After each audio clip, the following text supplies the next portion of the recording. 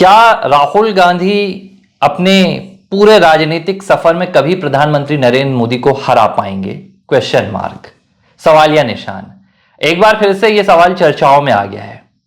लोकसभा चुनाव 2024 के बाद राहुल गांधी ने बड़े ताव से गुजरात में जाकर कहा था कि अयोध्या में हराया है, अब गुजरात में नरेंद्र मोदी को हराएंगे। बिसात बिछानी शुरू हो गई। गुजरात के दौरे, पार्टी के भीतर मजबूती के बड़े बड़े वादे, लंगड़े घोड़े की कहानी सुनाई गई। आधे से ज्यादा गुजरात कांग्रेस के नेताओं और कार्यकर्ताओं को राष्ट्रीय स्वयंसेवक संघ और भाजपा का नेता बता दिया गया। और फिर रही सही कसर पूरी करने के लिए अहमदाबाद में 60 साल बाद कांग्रेस अपने राष्ट्रीय अधिवेशन को भी ले गई। बीते दिनों नतीजे आए। उपचुनाव के 4 राज्यों की 5 विधानसभा सीटों पर उपचुनाव हुए थे। इनमें से 2 सीटें इसी गुजरात की थी। अब इन 2 सीटों में एक सीट में भारतीय जनता पार्टी ने बाजी मारी और दूसरी सीट पर आम आदमी पार्टी ने बाजी मारी। सवाल जो सबसे बड़ा निकल कर सामने आया वो ये था कि राहुल गांधी जो 2024 में लोकसभा चुनाव के बाद अपना पूरा फोकस गुजरात शिफ्ट कर चुके थे, एक बार फिर से उन्हें मुंह की खानी पड़ी। प्रधानमंत्री नरेंद्र मोदी को उनके गढ़ पर हराने का दावा करने वाले राहुल गांधी को एक सीट भी नसीब नहीं हुई। तो क्या राहुल गांधी अपने पूरे राजनीतिक सफर में से बड़े बड़े दावे और वादे करते रहेंगे, लेकिन नरेंद्र मोदी को हराना उनका ये जो सपना है, सपना बनकर रह जाएगा? नहीं, अभी हो क्या रहा था कि अभी जो पहलगाम में घटना हुई उसके बाद संपूर्ण विपक्ष ने कहा कि हम भारत सरकार के साथ हैं। उसके बाद जैसे रंग दिखाना बीजेपी के खिलाफ कांग्रेस ने शुरू किया, तो हम लोग आश्चर्यचकित हो गए थे कि क्या ये वही राहुल गांधी हैं जो बड़ी छोटी और दबी हुई जुबान से पहलगाम में ऑपरेशन सिंदूर के लिए समर्थन देते नजर आए थे और उन्होंने कहा था कि सरकार जो करेगी हम उसके साथ होंगे। उसके बाद नरेंद्र हुए सेंडर और तमाम उनके प्रवक्ता, और जिस तरह से ये एक सिस्टम यहाँ पर डेवलप हो गया है कि जो राहुल गांधी बोलते हैं वही उनके प्रवक्ता बोलते हैं, जो मल्लिकार्जुन खड़गे बोलते हैं वो उनके प्रवक्ता नहीं बोलते। यानी अघोषित रूप से कांग्रेस को चलाने वाले राहुल गांधी ही इसकी जिम्मेदारी लेते हैं। अभी हाल ही के दौर पर सृजन अभियान चलाया है, कांग्रेस सृजन है, कांग्रेस अध्यक्षों को बदलना है, बिल्कुल जमीनी स्तर पर काम करने, तमाम चीजें निकल कर सामने आई और इसी चीज की वो चर्चा कर रहे थे। मतलब उनका लक्ष्य था कि कांग्रेस को मजबूत किया जाए। लेकिन इतने हमले, इतने करारे हमले, पहलगाम की घटना, नरेंद्र हुए सेंड, इतना माहौल बनाने के बाद भी जनता ने कांग्रेस की बात पर, खासकर राहुल गांधी की बात पर भरोसा नहीं किया। ये जो उपचुनाव हुए, उपचुनाव में कांग्रेस को करारी शिकस्त का सामना करना पड़ा। सिर्फ एक सीट उनके हाथ लगी जो कि नीलांबुर की, हाँ, वो केरल की उनकी परंपरागत सीट है, ये मान लिया जाए, क्योंकि वायनाड से प्रियंका सांसद भी हैं। तो वहाँ पर जाहिर सी बात है कि जो जनसंख्या बल है वो उन्हीं के मिजाज का है और वो मिजाज के होते हुए कांग्रेस की सीट आना वहाँ पर स्वाभाविक था। लेकिन अन्य जगह पर आपने देखा कि आम आदमी पार्टी ने बाजी मार दी। ठीक है, आप वहाँ पर फाइट में भी नजर नहीं आए। उसमें भी कांग्रेस की एक प्रवक्ता है जो पहले पत्रकार थी और अब कांग्रेस का दामन थाम चुकी है। सुप्रिया सुनेट की बात कर रहे हैं? सुप्रिया की मैं बात कर रहा हूँ। वो चिल्ला के बोल रही थी कि देखो पहलगाम की घटना के बाद, ऑपरेशन सिंदूर को अंजाम देने के बाद भी बीजेपी को चारों तरफ से शिकस्त का सामना करना पड़ा। कहने का मतलब है वो अपनी हार को हार नहीं मानती हैं, बीजेपी की हार को ही मुद्दा बनाती हैं। उनको ये सोचना चाहिए कि हम उपचुनाव भी नहीं जीत पा रहे हैं तो प्रमुख चुनाव क्या जीतेंगे।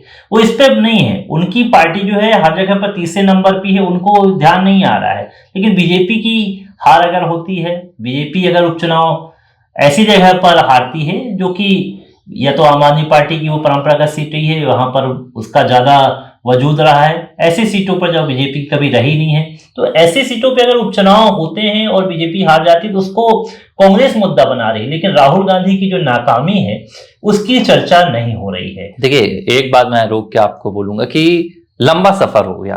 आप देखिए कि 14 से 25 हो गया, 11 साल की कहानी हो गई। एक ही दावा, नरेंद्र मोदी को हराना है, कभी लोकसभा में हराना है, कभी विधानसभा में हराना है। अब जब आप सुप्रिया सेनेट की बात कर रहे हैं, भाई वो आईटी सेल की अध्यक्ष हैं जो लगातार तीसरी बार लोकसभा चुनाव हारने के बाद जश्न मना रही थी। बाकायदा तमाम तस्वीरें वीडियो भी सोशल मीडिया पे खूब वायरल हुए थे। तो राहुल गांधी ने 2024 के बाद जब अयोध्या में फैजाबाद की सीट पर भाजपा को जीत नहीं मिली तो उनका जो मनोबल था वो 7वें आसमान पर पहुंच गया और उन्होंने तय कर लिया कि भाई ये जो अयोध्या की हार हुई है इसे हम नरेंद्र मोदी को हराएंगे, नरेंद्र मोदी की हार में तब्दील करेंगे। और एक होता है ना कि ना घर के हैं नहीं हम और हम जाके अगले के घर में दमदारी दिखाएंगे। उन्होंने सोचा कि भाई जैसे उत्तर प्रदेश में बीजेपी ने घुसकर सबसे पहले अपनी यहां पर बादशाहत कायम की थी 14 में, जैसे कांग्रेस जैसे गुजरात में तो चलिए भाजपा की पहले से ही सरकार थी और दूसरे कांग्रेस शासित राज्यों में भी भाजपा ने अपनी दमदारी से सरकार बनाई थी। राहुल गांधी को यहां पर किसी ने, जो उनके राजनीतिक गुरु रहते हैं, राजनीतिक सलाहकार रहते हैं, उन्होंने कहा कि राहुल भैया आप हैं तो राष्ट्रीय राजनीति के नेता, अगर आप छोटे मोटे राजनेताओं से लड़ाई लड़ेंगे, आप मुख्यमंत्रियों से लड़ेंगे, आप प्रवक्ताओं से लड़ेंगे तो आपका ओहदा नीचे गिर जाएगा। नरेंद्र मोदी को पकड़िए, नरेंद्र मोदी से लड़ाई कीजिए, लड़ाई हवा हवाई वाली।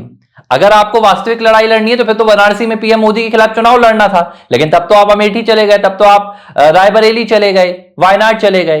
तो आप दिखावा कीजिए कि आपकी टक्कर नरेंद्र मोदी से है और नरेंद्र मोदी की टक्कर राहुल गांधी से है। ये पूरा नैरेटिव बनाने की कोशिश राहुल गांधी 2014 से कर रहे हैं और जो उनके वास्तविक सलाहकार हैं, जो राजनीति को अच्छे से समझते हैं, जो कांग्रेस भाजपा की और देश की राजनीति को समझते हैं, वो राहुल को यह सलाह, प्रशांत किशोर ने भी ये सलाह दी थी जब कांग्रेस ने प्रशांत किशोर को बुलाया था कि लाइए भैया कांग्रेस को रिवैम्प करना है, फिर से पुनर्जागृत करना है, कुछ प्लान बनाइए। तो जो प्रशांत किशोर ने पहला प्लान दिया था, उन्होंने कहा था कि नरेंद्र मोदी से मुकाबला करना है राहुल गांधी को, यह बात आप भूल जाइए।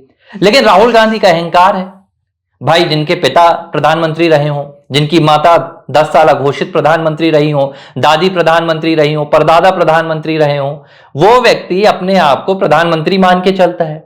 राहुल गांधी अपने आप को घोषित प्रधानमंत्री मान के चलते कि बस आज सत्ता नहीं है, कल को तो मुझे ही प्रधानमंत्री बनना है। तो वो पीएम मोदी से मुकाबला करना चाहते थे। उन्होंने 24 के बाद उनको लगा कि अब वक्त आ गया है।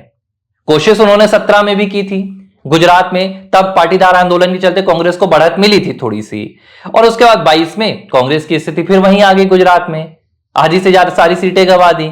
अब 24 के चुनाव के बाद राहुल को लगने लगा कि एक बार फिर पहुंचो, 99 सीट लोकसभा में आए हैं, अब हम दहाड़ेंगे गुजरात में जाके। अधिवेशन गुजरात में करा दिया, पार्टी कार्यकर्ताओं को मजबूत करा दिया। लेकिन हुआ क्या, जो सबसे कमजोर कड़ी थी राहुल गांधी की, कि भाई हमें जनता का जो मिजाज होता है, जो भारत की हवा होती है, भारत की जनता की हवा होती है, बहना उसके विपरीत है। नहीं देखो, मैं आपको एक चीज बताता हूँ कि होता क्या है कि राहुल गांधी को लगता है कि वो बहुत बड़े लीडर बन गए हैं और जनता उनकी बातों पर भरोसा करती है।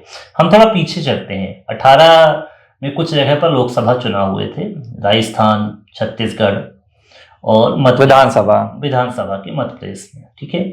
यहाँ पर कांग्रेस की सरकार आई थी, खासकर कांग्रेस की सरकार मध्य प्रदेश में ही बनी थी, छत्तीसगढ़ में और राजस्थान पे ही बनी थी।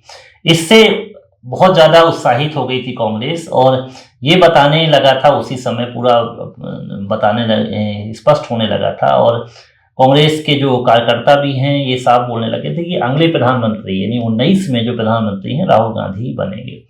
तो बिल्कुल ऐसा माहौल तैयार करने की कोशिश की गई थी। राहुल गांधी स्वयं अपने आप को प्रधानमंत्री कैंडिडेट मान चुके थे, लेकिन 19 में क्या हो गया कि वो 72 रुपए देने की जो कहानी जगह जगह जाकर सुनाने लगे थे कि हम 7200 देंगे। लेकिन ये तमाम लालच, तमाम चीजें करने के बाद भी किसी भी जनता ने कांग्रेस पर भरोसा नहीं किया, राहुल गांधी की बातों पर भरोसा नहीं किया। 19 में ताकतवर तरीके से और भी ज्यादा सीटों के साथ बीजेपी की गवर्नमेंट बन गई थी केंद्र में। उसके बाद इनके पास कोई जवाब नहीं था। इनको लगता था कि हम जो 18 पे विधानसभा चुनाव जीते हैं राहुल गांधी के बलबूते पर जीते हैं, जबकि स्थानीय स्तर पर सरकारों के खिलाफ जो नाखुशी थी वो जाहिर हुई थी। बीजेपी सरकार में कहीं ना कहीं सत्ता विरोधी लहर हल्की चल रही थी। मध्य प्रदेश में किसानों का मसला था, सवर्ण मसला था, जिसके चलते बीजेपी को सरकार गंवानी पड़ी थी। बहुत मामूली सीटों से सरकार गई थी। राजस्थान में भी ऐसे ही हालात बने थे, छत्तीसगढ़ में भी ऐसे ही हालात बने थे। छत्तीसगढ़ में 3 से 3 बार करीब रमन सरकार थी, उसके बाद शिकस्त हुई थी, तो कहीं ना कहीं ऐसे फैक्टर काम कर रहे थे जिसका फायदा वहां पर स्थानीय सत्ता के कारण हुआ था। लेकिन इस चीज को राहुल गांधी मानने लगे थे कि मेरे ही प्रभाव के चलते 3-3 स्टेट में हमारी गवर्नमेंट आ गई है, लेकिन उन्हें इस पे उनको मुंह की खानी पड़ी।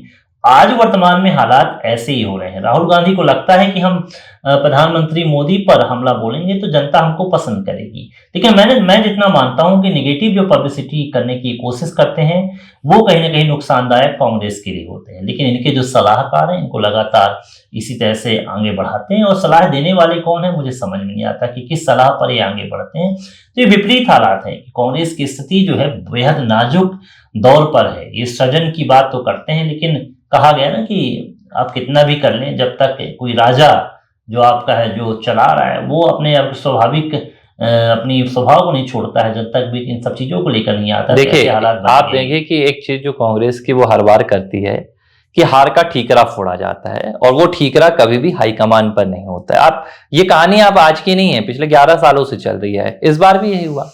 शक्ति सिंह गोहिल से इस्तीफा दिलाया गया, कांग्रेस के गुजरात के प्रदेश अध्यक्ष हैं भाई। पूरी जब यहां पर कवायद राहुल गांधी कर रहे थे, राहुल गांधी 2024 के लोकसभा चुनाव के बाद बार बार दौरे कर रहे थे, बार बार गुजरात पहुंच रहे थे, कांग्रेस का अधिवेशन गुजरात लेकर पहुंचे, तो हार की जिम्मेदारी भाई शक्ति सिंह गोहिल पर ठीकरा फोड़ दिया गया, उनसे इस्तीफा दिलवा दिया गया, जब मानो कि पूरा करा कराया उनका है। तो ये देखिए कांग्रेस क्या है कि जनता से जुड़ाव नहीं है। सबसे पहली बात, जमीन में कार्यकर्ताओं और हाईकमान के बीच कोई संपर्क नहीं है।